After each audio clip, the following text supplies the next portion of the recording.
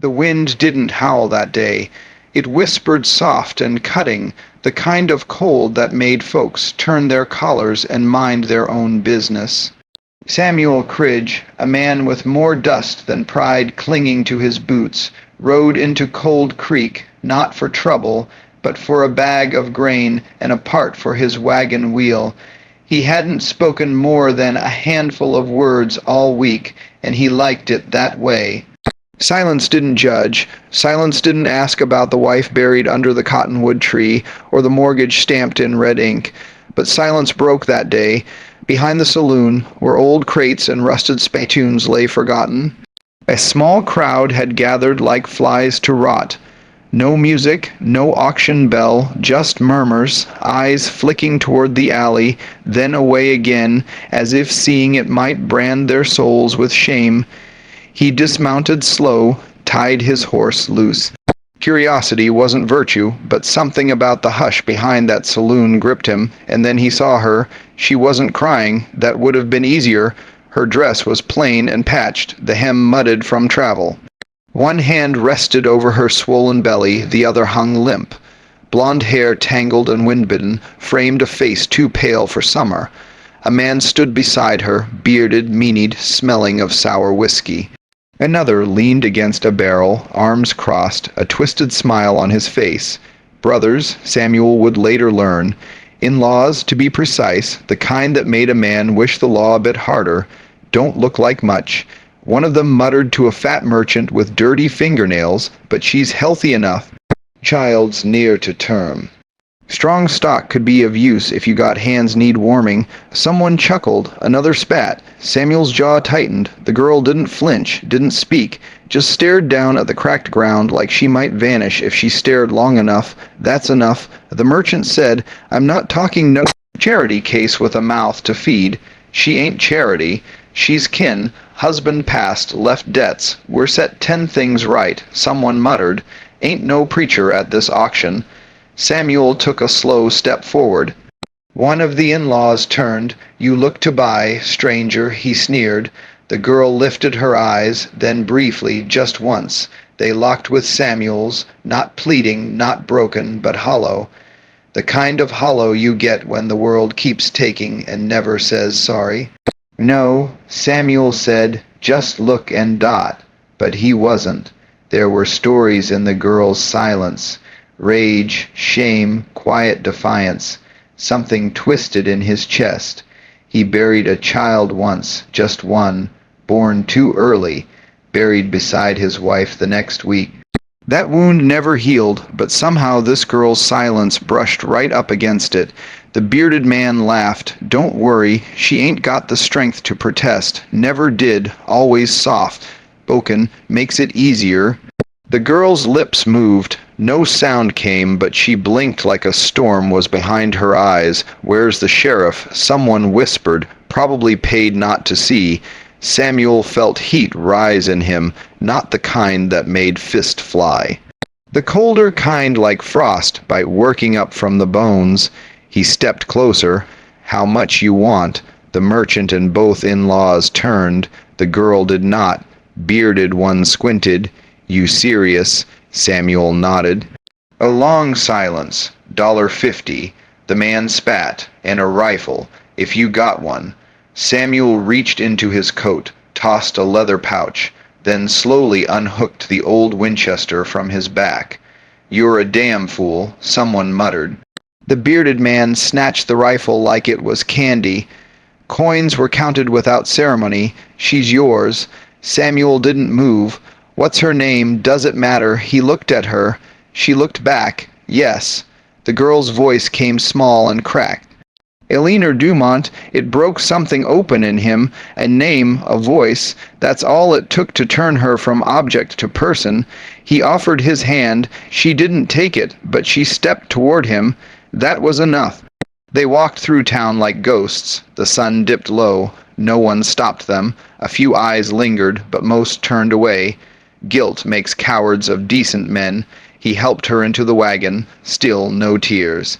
Still no questions. She sat with her hands folded over her belly, staring ahead like a woman sentenced to something she didn't understand. The wagon creaked as it rolled out of Cold Creek. Dust rose and swirls behind them. They didn't speak for a long while. Finally, Samuel said, "You don't owe me nothing. You understand." She didn't answer, but she turned to look at him just for a second, then forward again. The sky grew purple. Stars blinked through like shy children. They stopped for the night in a hollow near the riverbed. He built a small fire, gave her his coat. She took it but didn't speak. He offered jerky and cornbread. She ate without tasting. "I ain't a man who saves people," he muttered. "Just didn't want to leave you there." Still silence. The fire cracked and danced. She finally spoke quiet, raw. "They weren't always cruel." He didn't answer. Some truths didn't need echoing. "They said I was a burden," she said. "Too much to feed. Said my husband's death made me worthless." Samuel stared into the flames. They were wrong. She looked at him, then back to the fire. "I don't know where we're going," she whispered. "Neither do I." The baby kicked. She flinched. He noticed. "You all right?" She nodded once, then asked, "Why'd you do it?" Samuel hesitated. "That because I saw my wife's eyes and yours." Eleanor Dumont blinked. The firelight shimmered on her cheek. He rolled out a blanket for her, took the hard ground himself.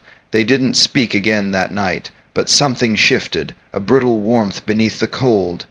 As Samuel stared up at the stars, he wondered, not for the first time, if redemption came quietly, not through grand gestures, but through one broken soul reaching for another. And in that still night, with fire low and frost creeping near, Eleanor Dumont turned toward him in the dark and whispered, "Thank you."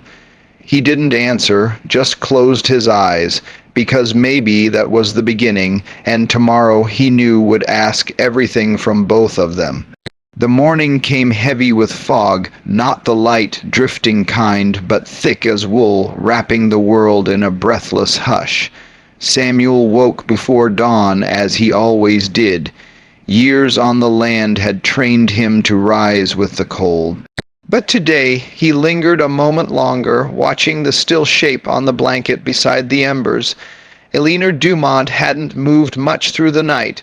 Curled inward, both arms wrapped around her middle, like she feared something might be taken from her in the dark. Her breathing was shallow, steady, like a woman who had learned not to make noise, even in sleep. He stood, brushed the frost from his coat, and set to making coffee. Quiet, deliberate motions, the way he used to move around wild animals. By the time she opened her eyes, steam curled from the pot and the fire had grown to a soft amber glow. She didn't speak, just sat up slowly, one hand steadying herself, the other cupping her belly. "Coffee?" he asked. She nodded once. He poured her a tin cup. She took it with both hands, sipping slow, the metal rattling against her lip. "I figure we can reach the ranch by sundown," he said. "It ain't fancy, but it's dry. Got a bed. Stove works fine when she's fed, right." Still no words, but he didn't push. After all, silence wasn't always absence. Sometimes it was armor. They rode in quiet, the wheels grown beneath them. The mule snorted now and then, swishing its tail against. Imagine flies. Trees crept by like ghosts in the mist, their trunks thin and wet as old bones. She asked nothing, not about the ranch, not about him, not even where he came from. So he told her anyway. "I was raised in Kansas," he said. "Dustier than here, meaner too. My father was a preacher. My mother died birthing my sister. She didn't last past 6 winters. No response, just the rhythm of hooves. I left at 16. Thought I'd find gold, found cattle instead." He glanced at her. Still she said nothing, but her fingers clenched slightly in her lap. "My wife Miriam was better than I ever deserved. She had freckles like cinnamon, could outshoot me with a rifle and outbake any woman in the county. We lost our first child in the spring frost. She passed 2 months later." A breath escaped him, half memory, half wound. Eleanor Dumont turned her head just slightly toward him, then forward again, but something in her shoulders softened. When they reached the ranch, the fog had lifted. Sunlight cut across the land in gold ribbons, making the frost sparkle like it had secrets to keep. The house stood plain and weathered, 2 windows missing, shutters, porch slanted, but it held the air of something honest. Samuel helped her down from the wagon, careful not to touch her longer than needed. She moved slow but steady, each step cautious. "Let me show you inside." She followed him through the creaking door. The interior was spare. Wooden walls, simple table, 2 chairs, iron stove, and a room off to the side with a bed barely large enough for one. His wife's quilt still lay across it. She paused in the doorway, reached out, ran her hand along the edge of the patchwork like it might bite her. "I can take the barn tonight," he offered. "You rest." Her voice was barely there. "No, I'm not helpless." He nodded, not sure what to say to that, so he said nothing. She settled slowly onto the bed, boots still on, back upright. He returned with a basin of warm water and left it beside her without a word. Outside, he chopped wood until his arms burned, not because the stove needed it, but because silence sometimes roared louder than screams. By nightfall, she had washed and folded the quilt down. Her hair was damp, her face a little less pale, but her eyes, though, stayed guarded. Supper was bread, beans, and dried apples. She ate slow, mechanically, like someone who had tasted food in months, but had forgotten how to save her. As they sat across the table, he finally said, "You're safe here." She didn't meet his eyes. "Safe don't mean not scared," she said barely above a whisper. He nodded. "I know." A long pause stretched between them, then softly. "His name was Daniel. My husband, he wasn't cruel, just tired. Died of fever after the child quickened." Samuel listened hand-still. "His family said I owed them, that I brought the sickness, that I'd eaten more than I worked. They told me to leave, but not before making sure I was taken care of." Her voice broke slightly. "On that last part, I'm sorry," he said. "They called me a burden," she continued, "said I'd cursed them." He looked at her hands, thin, rough, trembling faintly. "You're not a burden," he said. She looked up then sharply, as if the words slapped her. "You don't know me, don't need to." Silence. "That you still going to make me your wife?" she asked. He shook his head. "Only if you ask me to." Her breath caught. "I won't ask," she said after a long pause. "Then I won't push." They sat in that stillness, both holding their scars like keepsakes. The next few days passed in quiet rhythm. She swept the floor, cooked what she could. Sometimes she sat on the porch and stared at nothing for hours.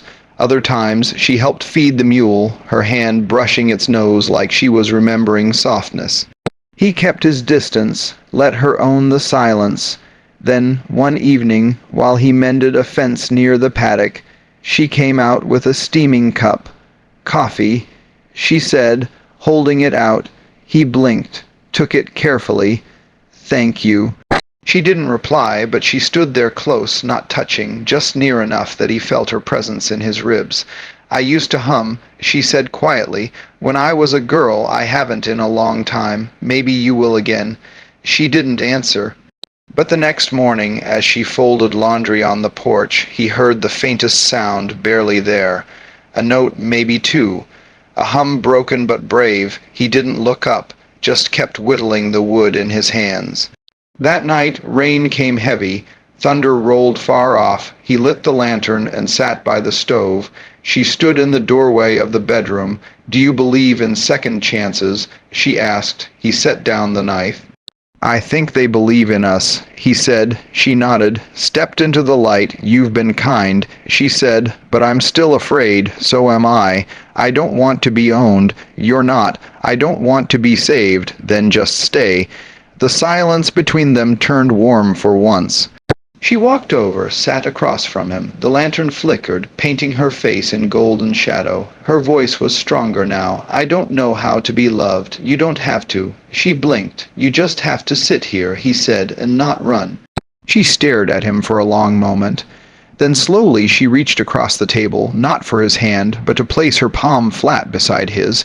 A nearness, a beginning. Outside the wind hauled, but inside, something fragile and sacred held still.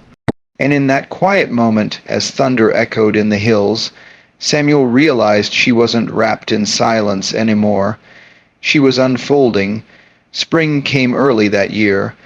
The snow that clung to fence posts melted into the thirsty earth, and the ground cracked open like it had something to say. Buds swelled on trees that hadn't dared bloom in seasons, and on the porch of a weathered ranch house just outside Cold Creek, a woman stood barefoot in the early sun, one hand on her belly, the other resting on the porch rail. She didn't smile, but she breathed deeper. Samuel watched from the field, one boot in the stirrup as the mule shifted under his weight. The sight of her standing there, quiet, real, still learning how to take up space again, did something to him he couldn't name. Eleanor Dumont had begun rising before him some mornings, making coffee and setting the table with deliberate care. She didn't talk much, but the silence between them had softened. It wasn't fear anymore. It was soil, and something had started growing. She asked to help him mend the barn roof. He said no. She insisted. He handed her nails, showed her how to set them. Her hands were slow but certain. When she slipped on the shingles and let out a gasp, he caught her. Just a touch, his hand at her back, her palm flat on his chest. For a moment neither moved. "You all right?" he asked. She nodded, cheeks flushed, but the heat wasn't from fear. In the evenings she sat on the porch sewing baby clothes from old curtains and worn flannel shirts. Her fingers moved like memory, thread, needle, breath. She'd never had much, but she wanted something soft waiting when the child arrived. Samuel built a cradle in the shed, worked on it at night by lantern light, shaping the wood slow and clean. When she found it one morning, she didn't say a word, just ran her hand along the curve of the frame and left a jar of jam by his coffee cup. In town, rumors had begun to change shape. At first, he bought her at auction. Then she don't talk much, must be simple, but lately he's building her a porch swing. She's teaching his mule to bow its head for sugar. People talked, people always did, but Eleanor Dumont held her chin a little higher now. And Samuel never answered back. He'd never had use for town opinions before, and he wasn't about to start now. One afternoon she asked to go with him to the general store. "You sure?" he asked. She nodded. "I want to see something besides these four walls." She wore her late husband's hat low, her old dress tight across her belly. Her boots didn't match, but she walked into that store like a woman who remembered who she was. Mrs. Dinger, the storekeeper's wife, raised a brow. "You look well, dear." Eleanor Dumont's voice didn't waver. "I feel well." They bought flour, beans, and a bit of blue ribbon. When Samuel asked about the ribbon, she said nothing. But later at home, she tied it around her braid and looked at herself in the window. For the first time, she saw something worth looking at. That night, under the oil lamp's hum, Samuel brought out an old record box. Not music, letters, recipes, the burnt-edge photo of his late wife. She was beautiful, Eleanor Dumont said, holding the picture carefully. She was, he said, silence, then and kind. The kindest. Eleanor Dumont traced the edge of the photo. "I'm not her." "No," he said, "you're not." She looked up, bracing. "But you're here." Her eyes welled, but no tears fell. Instead, she said, "I want to plant tomatoes." He blinked. "Next to the fence." She added, "And lavender. I remember the smell from when I was little. We'll get seeds this week." "Good." He watched her carefully. Something was shifting, not just in her, but around her, as if the house had exhaled, as if the land knew it had another woman to care for now. And then came the knock. It was late, too late for neighbors. Samuel stood from the table, reached for the rifle hanging near the door. Eleanor Dumont froze. The knock came again. When he opened the door, 3 men stood outside. One had a wide hat and narrow eyes. Another chewed tobacco like it was his only skill. The third he recognized, Eleanor Dumont's brother.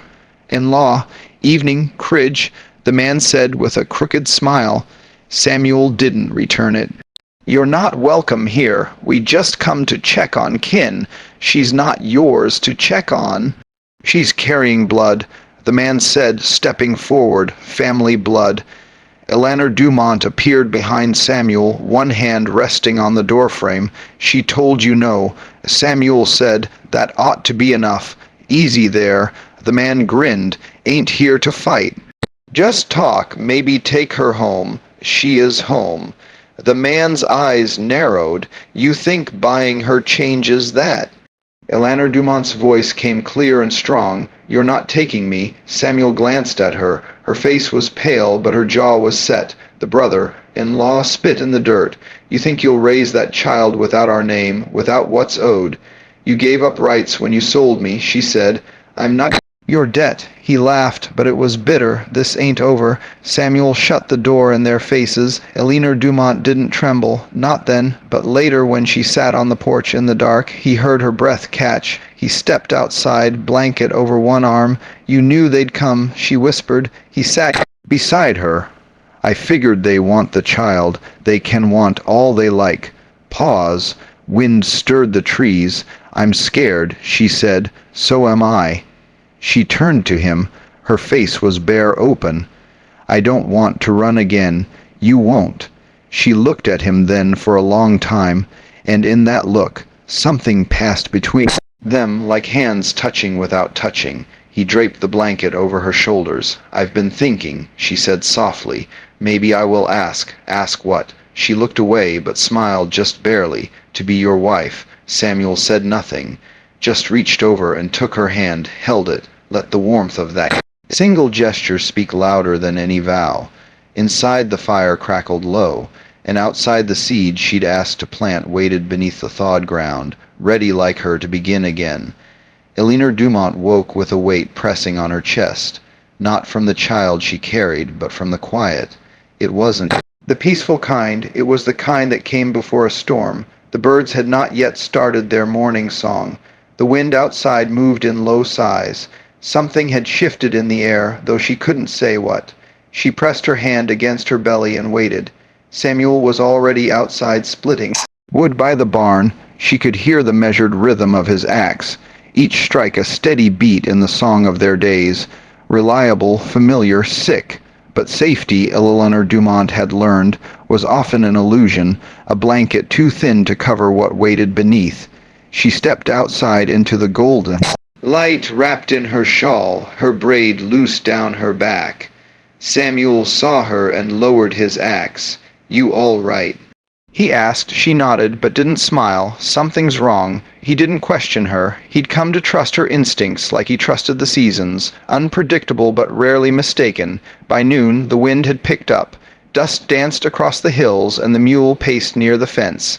Eleanor Dumont stayed close to the house, eyes scanning the horizon. When the riders came, they came slow, deliberate. 3 of them again, same men as before, but this time armed and less courteous. The brother-in-law led, face smug beneath his hat.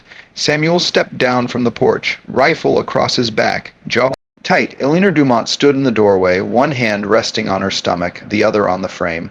"Afternoon," the man said, spitting to the side. "We come for what's ours." Samuel didn't move. "You came for trouble. You signed nothing. Ain't no preacher tied you to.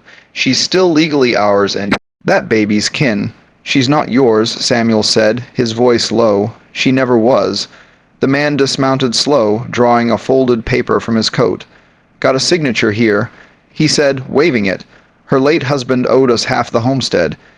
Since he's gone and she's carrying his heir, we figure we're owed what's left. You'll get nothing." Eleanor Dumont said from the doorway, her voice cold as iron. He turned toward her. "You think this man can protect you? He's got nothing. You think this shack and his silence make you safe?" "I don't think," she replied. "I know." He stepped toward the porch. Samuel raised the rifle. "That's far enough." The man stopped. "You going to shoot your wife's family?" He sneered. Samuel didn't blink. "If I have to." The man laughed, backing off. "You think this ends here? You think a paper won't find its way to the court in Cold Creek? Go ahead." Samuel said, "Bring the law, but you'll lose 'cause I married her yesterday morning." Pastor Evans signed the record, witnessed by his wife and the town clerk. The man froze. "You're lying." "Go check." Eleanor Dumont stepped down beside Samuel. She took his hand right there in front of the man who once sold her. "I chose him," she said. "That's what you never understood. You can't sell someone who doesn't belong to you." The man's eyes burned, but he knew he'd lost, not just in law, but in presence. Still, he left a warning. "You'll regret this one day. When the child's sick or hungry or looking for a name, and you got nothing left to give." Eleanor Dumont held her head high. "Then I'll give them this story of how we stood our ground." He turned and rode off without another word. The others followed. Silence returned to the homestead, but it was heavier now, like a rope pulled too tight. Samuel set the rifle aside, shoulders dropping. "You really went into town and married me?" Eleanor Dumont asked, teasing a little edge into her voice. "I did," he said. "Didn't want to presume. Figured you'd say no. I was planning to ask you today." He looked at her. "Well, beat you to it." She smiled then, a real one, not wide, but warm and unguarded. That evening the wind calmed. The sun dipped low, spilling orange across the earth. They sat on the porch swing he'd finally finished, her head resting against his shoulder. Inside the cradle waited, beside it, a stitched name, her own, embroidered into a small quilt. Eleanor Dumont stared out across the prairie, then whispered, "You think they'll come back, maybe, but they won't get through me. I believe that, Poss. I never thought I'd feel safe again," she said. "You're not safe," he replied. "Not in this world, but you're not alone." She closed her eyes. That night she lay in his bed without fear. No promises spoken, but a quiet vow lived in the spaces between them. Outside the ground shifted again, spring digging in, stubborn and slow. And within her a different seed turned toward the light. The fire came at night, not a thunderclap blaze, but a slow crawling beast that crept from the edge of the fields and found breath in the dry hay. By the time Samuel smelled the smoke, it was already too late for the barn. He bolted from the bed, shotgun in one hand, pulling on boots with the other. Eleanor Dumont followed, robe dragging behind her, one hand braced on the door frame, the other cradling the child still beneath her ribs. The flames had reached high into the rafters. Sparks flew like angry stars. The mule cried from its tether, wildly desperate. Samuel ran in, coat over his head, teeth clenched against the heat. He cut the rope, slapped the animal's flank, and stumbled back, coughing, eyes watering. The barn groaned. A beam crashed behind him. Eleanor Dumont shouted his name, her voice a sharp thing in the night air. He staggered toward her, smoke curling from his shoulders, and she caught him halfway to the porch, pulling him back like a tethered soul from hell. Neighbors saw the fire. They came with buckets, blankets, and rough, weary hands. Mrs. Dinger brought bread. The young storekeeper ran barefoot, carrying a jug of water. Someone, Samuel didn't know who, said they'd seen a rider leave the property not long before the blaze, but no one spoke the name. No one needed to. Samuel didn't curse, he didn't shout. He watched the barn collapse in on itself like a prayer unanswered, then turned and walked back to the porch. Eleanor Dumont followed, hand tucked in his. The next morning, smoke still drifted in gray threads across the sky. Ash clung to the windows. The cradle inside the house had been untouched, so had the quilt. Eleanor Dumont sat at the table, a shawl wrapped tight around her. Her eyes were steady, her voice quiet. "They want to break us," she said. Samuel poured water into a tin cup, set it before her. "They won't," he said. She looked at him for a long time. "I believe you." He reached across the table, took her hand gently. His calluses had softened a little in the months since she'd come, or maybe hers had matched his. Later that week, Eleanor Dumont went into labor. It came sudden in the blue hush before dawn, with the wind howling low and fierce across the plains. Samuel didn't panic. He gathered water, boiled cloth, called for the neighbor woman, who delivered 3 of her own. Eleanor Dumont gritted her teeth and gripped the bedpost until her knuckles bled white. The pain was long real, but when the baby's first cry filled the room, it was louder than the fire had been. A boy, dark-haired, soft-lunged, furious at being born into such a world. Eleanor Dumont wept, cradling him to her chest. Samuel didn't cry, but he stepped outside, stared at the rising sun, and whispered his wife's name into the wind. Not Miriam, but Eleanor Dumont. She was his wife now, and this was their world. The weeks after were quiet, but not still. They rebuilt the barn with the help of neighbors who no longer whispered behind hands. Eleanor Dumont planted tomatoes along the fence and lavender beneath the window. The baby's laughter came soft and slow, but when it came, it lit the house like a second sunrise. One day, Samuel found her sitting in the dirt, baby in her arms, ribbon in her hair, smile tucked into the corner of her mouth like a secret she no longer had to keep. "I thought I'd die out here," she said. "You didn't know," she said. "I lived, and Samuel, who had buried one family, realized he'd grown another, not through blood, but through choice, through fire, through silence that had become speech and wounds that had become roots." That fall they held a second wedding, this time with neighbors present, and rings traded beneath the cotton wood where his first wife lay. Eleanor Dumont placed a small flower on the grave, not for jealousy, but for gratitude. At supper, Mrs. Dinger raised the glass and said, "May the child carry both their names." He did. In town, no one questioned them any more. They were a unit, a man who spoke little but protected much. A woman once sold now seen, and a child born in the middle of both their storms. Sometimes on still nights, Eleanor Dumont would sit on the porch and hum, and Samuel, rocking the baby in his arms, would close his eyes, not to rest, but to remember how it all began. With a whisper behind a saloon, with a silence that needed no saving, and with a man who didn't ask for love, but waited long enough to earn it. Let them write history in books about the wars and outlaws. This one would be written in soil and ash and soft blue ribbon. And for those who ever doubted whether broken things bloom, Eleanor Dumont had her answer. She lived it. And in that windswept prairie, under skies that knew sorrow and sun, a woman once auctioned now sat as a matriarch, head high, heart full, because love on the frontier wasn't built in ballads. It was carved with patience, lit by fire, and kept alive by those brave enough to stay.